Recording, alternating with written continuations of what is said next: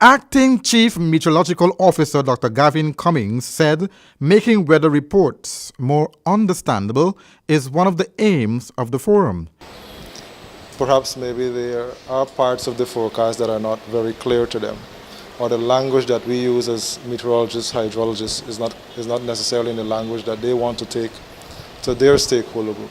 And they have the opportunity here then to have a clear understanding of what the forecast is so that the message that gets out to the public is really the message that we want to send. But also it should be tailored to meet all of the various stakeholders group that we have here in Guyana. Some of the critical stakeholders who will need to know how weather forecasts can work in their favor, according to Dr. Cummings, are agriculture, disaster risk reduction, public health, energy sector, the media, as well as the government's green energy agenda. But we're trying to tailor our forecast to meet all of these stakeholders groups, and then they can give us feedback on how we can improve that forecast to meet their particular need. So it's really to have a targeted forecast and not a general forecast that perhaps one group of people don't understand, they don't know how to use it.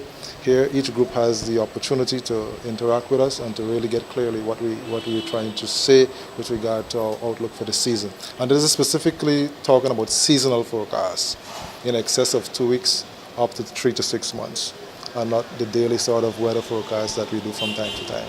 When asked to comment on the seasonal forecast, especially now that weather patterns are changing, Dr. Cummings said, But we are looking at a normal rainfall season.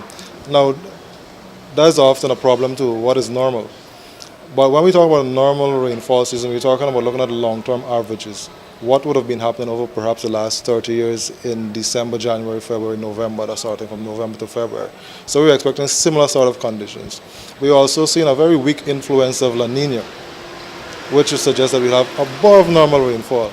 But it's not a very strong influence, so we don't expect the rainfalls to be extreme.